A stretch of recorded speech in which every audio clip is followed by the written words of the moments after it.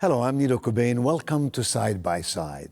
My guest today has modernized traditional menswear, and he has won every major award in design. He also has designed uniforms for the Charlotte Hornets, the Charlotte Knights, and the men's basketball team at his beloved alma mater, University of North Carolina, Chapel Hill. Today we'll meet Alexander Julian, a man well known worldwide. Funding for Side by Side with Nido Cobain is made possible by... We started small, just 30 people in a small town in Wisconsin. 75 years later, we employ more Americans than any other furniture brand. But none of that would have been possible without you. Ashley, this is home. For 60 years, the Bud Group has been a company of excellence, providing facility services to customers, opportunities for employees, and support to our communities. The Bud Group, great people, smart service. Coca-Cola Consolidated is honored to make and serve 300 brands and flavors locally. Thanks to our teammates. We are Coca-Cola Consolidated, your local bottler.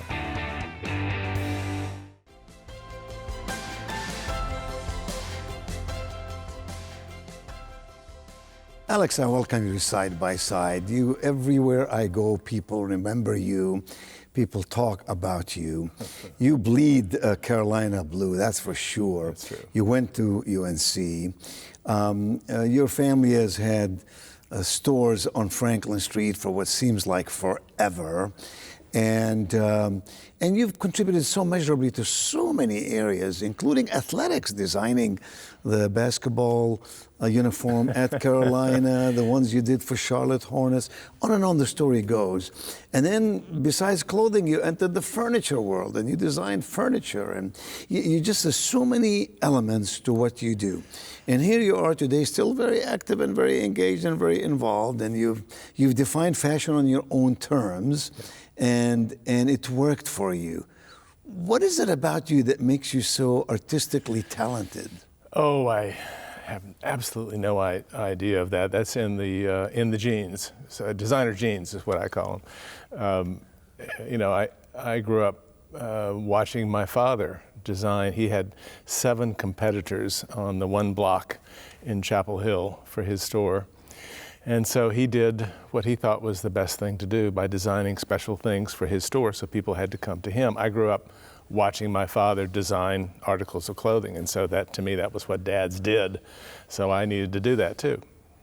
How does a person design clothing? Do you draw it on a piece of paper and then you go find the fabric? Run us through that process. Everyone has a different approach to that. I will tell you that my mentor after my father was a guy named Ralph Lauren, who was very, very helpful to me. Ralph can't draw a straight line, and neither can I. Calvin is a very good sketcher.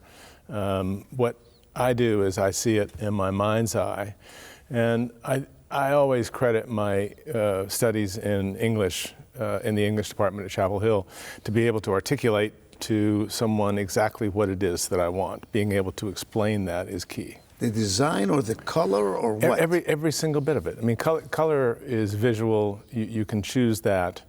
One of my stepping stones that was key was I was the first American to design my own textiles, my own fabrics. And I couldn't find in the market what I thought the market needed, what I thought menswear in those days, because I went on to women's and children's and small cats and dogs. But I wanted to do something special, and I didn't know how to weave when I started designing fabric, but I could see it in my head, and I could describe it to someone who could then weave it for me. I could choose the colors. And what does weave mean?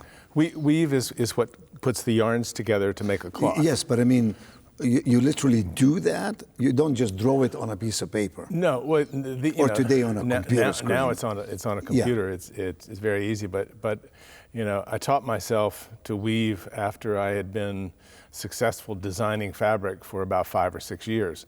I thought it might help, but it slowed me down. And by that time, I could do 100 designs in my head. By the same time, I could get one of them woven. So I stuck to just imagining. And then communicating it to someone who can do communicating it. it to somebody who could And then so what did you execute do? it. You get up in the morning and you worked all day? How did you do that? What does your day look like? Well, sometimes it's what does the night look like, or the Yes. morning before, because often the best ideas are something that awaken you at 4 o'clock in the morning, and I would keep a special pen by my bedside that had a light on it when it came on, so I wouldn't wake my wife up. So it didn't illuminate the room, it just my notes. And you make 1,000 ideas, and it comes down sometimes to one. Sometimes you get 10 out of that. But it's, I've taught design. The first time I went to design school was to teach at Parsons New School, and a long, long time ago. And the thing is, creativity is inside of everyone. Everybody can imagine something, and you just have to release yourself from looking at things as they are and look at things for what they could be. Everything could be changed in a different way. Colors can be different, patterns can be different, shapes can be different, and that's led me to, I've designed, I believe it's 154 different product categories. now. Categories. Like shirts would be one category. One category. Ties, which used to be the most prolific because men's ties were one of the few ways you could strut your stuff. You do 100 ties a season, different designs. But so over the course of 50 years, there's a lot of tie fabrics. I have a library, an archive of approximately 50 to 55,000 original textile designs. Wow. Yeah. Wow. Yeah. So Alex, it strikes me that your work is risky. I mean, you see it in your mind's eye, you bring it to life, you get someone to weave it, you manufacture it, you put it on the shelf, figuratively speaking, in one store or in the distribution channel. It may work, it may not work. Well, that's what separates some of us from others. You have to be right. You have to understand. And I am 100% convinced that where I grew up, which was not in an ivory tower, I grew up in a retail store, and I grew up listening to consumers. And it's the needs of the consumer that I've always tried to improve, to give them what they want. You have to figure out what somebody wants a year later before they know it. It's a little prognostication. Yes. But it's instinct. And what about the days? I mean, I remember the days when your products were everywhere. You couldn't go into a nice store and not see Alexander Julian's stuff there. Yeah. That's a tough and mean and competitive business. I was very lucky. And I had a lot of help. It certainly was not anything that I did on my own. I had some very, very, very good times. No one ever. I remember when I was first starting out, and a guy in New York, a manufacturer, said, I think you could do $1 million worth of business. And we did over $1 billion, but I didn't get the money. Yes. You got some of it. Some of it. Yes. That's a very tiny bit. How does that business work? You design it. Yeah. Well, do you manufacture it or you sell your design to a manufacturer? Mostly a hybrid of that was, the industry term is licensing, where I did a version of that where I didn't sell my name, I sold my ideas. But I wanted the flexibility to be able to do a lot of things and not get tied up with the manufacturing parts of things. So I oversaw it, and I had key people that oversaw it for me. I still do. But I wanted to be free to go on to the next thing and do what somebody else couldn't do. I see. And I got a small percentage. What about the By the way, I understand small percentage because I've written books and cassette programs and Yes, CDs yes, over the I know years you know. Yeah. where, someone would pay $60 to buy it, but, we got $3 in royalty out of it. But it can add up, if you do enough volume. So, Alex, but you also had a retail store, which in and of itself is an organism. Well, I had 10. I had 10 Alexander Julian stores around the country. And you did? And then there are still some in Japan. Is that right? And we had shops in Europe too. I was in 14 countries. I was partners with the Takakyu. In fact, I just re-signed a contract that will take us to 50 years of cooperation with the same retailers in Japan, Takakyu. I was partners with the Ermenegildo Zegna family in Italy for, I guess it was 9 countries of Europe. So that means your product was in those stores? Oh, my product we were right. all over the world. But you also had stores that said Alexander Julian? Yes, 10. Really? There were 10, yeah. And what cities were those in? First one was in Georgetown, in Washington, D.C., then Dallas, Phoenix, San Francisco. Actually, the first one was in Beverly Hills. It's a tough business, Alex. Yes, it is. It's a tough business. It's not easy. But what does one do with excess inventory? Reduced price, I get that. Yeah. But then what? Well, you try to be careful with that. But let me jump to a point that I think is relevant to today. We have too many throwaway clothes. And speaking of excess inventory, I think people need to learn that buying something good that lasts you and that is versatile enough to wear in a lot of different ways is better than having a lot of cheap stuff that you throw away. Because the dumps these days, I'm an environmentalist and consumer overproducing clothes, all this cheap and fast fashion to me is anathema. You're saying individuals discard their clothing. Discard, and the programs where they're trying to get you to buy something of the moment, every moment. I hate things that go in and out of style. I want you to have something that you invest in that makes you feel good about yourself because you look good. You get reinforced by people saying, "Oh, Dr. Cobain, look at you today. Don't you look great?" And that makes you feel better. That makes you perform better because when we have that kind of feedback, then we turn up better. So I'm going to ask you to unveil some secrets for me. Oh, God. To the extent that you're comfortable. A jacket selling on Rodeo Drive, you said Beverly Hills, or on Worth Avenue in Palm Beach, tends to be significantly higher priced than what appears to a consumer to be the same jacket maybe in Raleigh or Charlotte or somewhere. I mean, sometimes... Is there a real difference? Or is it because the rent is so high, the human power is expensive, etc.?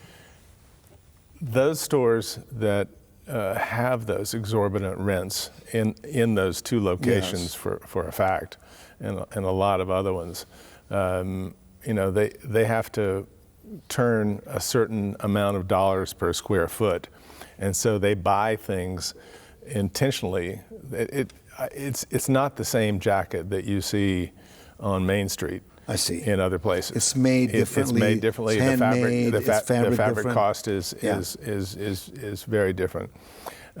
It's rare air, and it's the. I like selling to those places and those consumers for sure, but I started I was the first American to actually design my diffusion line back when we started colors. What does that mean? Well, my clothes when I started out were the most expensive menswear in America. More expensive than maybe that's what made you the youngest designer ever inducted in the Cody Hall of Fame. I don't think it was price. No. But I didn't like the idea of legislating taste by income. I see. And you know, some people are lucky, some people are less lucky. Yeah. When it, so you made it affordable financially, and so why do people with less money, why couldn't they afford to look great? To look great? Yeah. And so I realized that mass production was the key to that, and you know, this is a very expensive shirt fabric that I have on, and we make 500, 600 yards of something like this, but if you make 1 million yards of it, the cost for the very same fabric is less than half. I see. And so the colors by Alexander Julian, which was what really swept the nation, was fully designed by me and my associates, and but mass produced. Whereas these things we make half a dozen, you know. So the most expensive stores, a la my examples earlier, don't necessarily make a much bigger markup. Well, not necessarily a bigger markup, but there's a multiple because the base price is so much higher. Yeah. So the profit is greater because of the multiple. They need the dollars per square foot because of that rent. Yeah. Yes. Do clothes that cost more last longer, or is that a myth? No, I think it's true. You know, the better something is made, although made or it's made of? Well, both. Because both are a factor of that. The base material has to be good, and this is true of rugs and furniture, and you know, in anything. You put the best materials in, and sometimes they're the best because they feel the best, and they're not necessarily. I mean, something like cashmere, you know, it's soft and it'll wear out. But so you don't make rugs out of cashmere unless you are Mr. Bezos. Yeah. You've gotten so many honors, it would take us an hour to list the honors you've gotten. But one of them is that the Smithsonian National Design Museum, in their permanent collection, features your textile design. Well, I wouldn't say features it. It's part of it was featured. It's part of their permanent collection, of which I was very, very honored by that. And many other things. Tell me about 2 or 3 things like that you know the average one of us does not know about you. We know you to be a very creative guy. We know you as a person who has modernized menswear for sure, a person who stays up with the times, a person who travels the world and knows east, west, and south and north. The whole sports thing. You know, I spent. How did you get into the sports thing? You did it for Carolina first. I spent 20 years of my life slaving. All day, you know, hours and hours a day, 12 hours a day, to try to bring a little tasteful color into modern American menswear.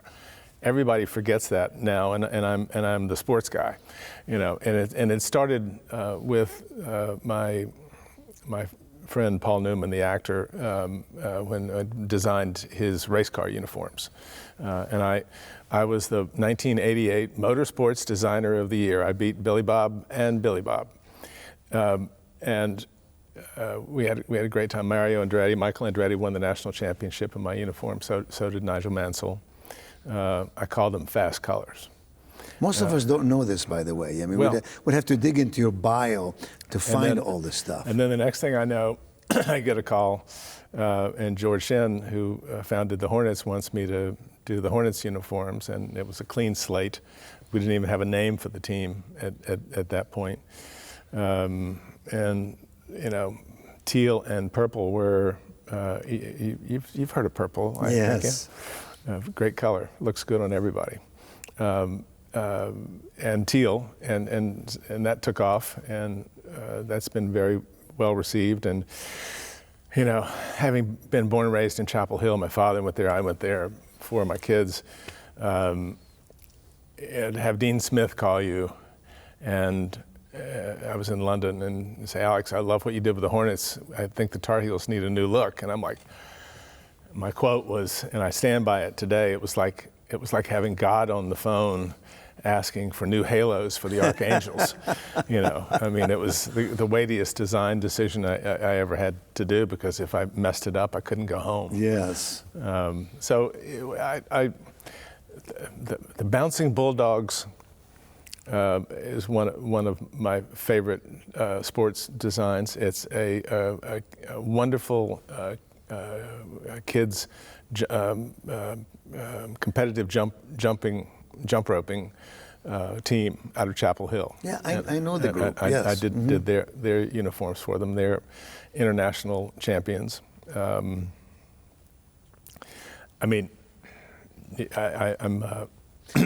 But you did those things for fun. High Point University Yes, was one of but my you did it for fun more most than recent. it wasn't such a commercial venture as much Well, as it was. I didn't make anything on it. Yeah. You just you like to Yeah. do that to contribute. It's I love sports. You know, you grow up in Chapel Hill, you have to, or else they leave you on the edge of what's that town, Durham? Sorry. Yes. So what's as you look forward, Alex? What do you see? Well, you sold your store to your my nephew.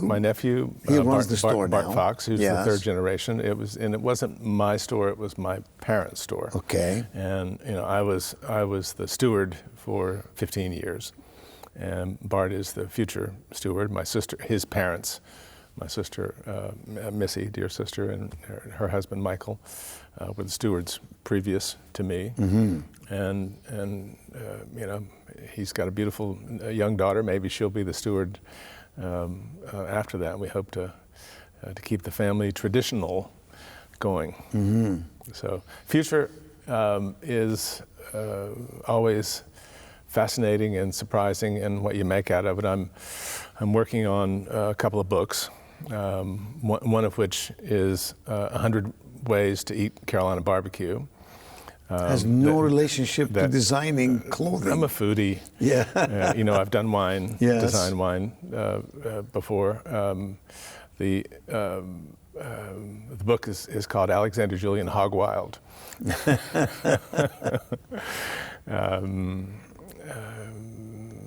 Who knows? Yeah.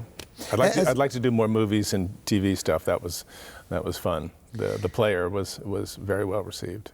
Yeah, you've done that in a number of Yeah, movies. yeah, and a lot of TV stuff. And as you travel around the world, do you find yourself going into shows, stores, to see what's there? And the good news and the bad news about being in so many product categories, we have a very successful eyewear business now that is in specialty stores, but Costco is it's a Colors by Alexander Julian product. It's well designed and mass produced, so that it's very affordable.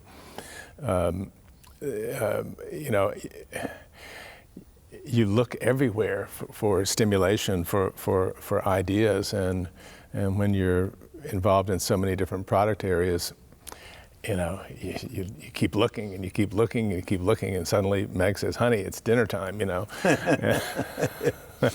And you get inspiration from. Is there any particular part of the world that gives you more inspiration than others? Yes, art museums. Art museums. Particularly contemporary art museums, but impressionism. Because color and impressionists too. impression, Because it's color and color relationships. I never intended to. I never copied a painting, but I'm trying to. When I see a color relationship in a piece of art that is stimulating, and you don't know exactly why, and you try to learn from that and get that energy going into something that people can wear and enjoy. I got Color Marketing's top award 100 years ago, and they had a color scientist that had a new program on a computer that you could find out how many colors are in actual nature. And an oak tree in full foliage at noon on a clear day, how many colors do you think? It's over 20. It's over 350,000 Really? colors. Really? Nature, you look at a field of grass, you're looking at 100,000 colors. Oh, come on. Nature is incredibly complex. You'd have to have a microscope to see that. And men's and women's clothes need to, what I realized that what I've been trying to do all my life is to capture, not copy, but to capture the beauty of nature and make clothing that looks natural and that feels natural, because nature ain't beige. Very interesting. It's really intriguing to get into your mind, understand what It's a little dangerous. what turns you on, what tunes you in, and what tones you up. And the magical thing about you is that you have sustained your success and your creativity for a long time. You didn't burn out. You constantly look for new ways, and you constantly produced. And therein, my friend, lies a really good lesson for all of us about life, about living, about innovation, about dealing with the future, about understanding humanity and what makes humanity tick. Alex, I'm so glad you joined me on Side by Side today. It's fascinating to talk with you, and it's fascinating to hear about your success of the past, and more so about your anticipatory views of the future. Thank you, my friend, for being so much, here sir. today.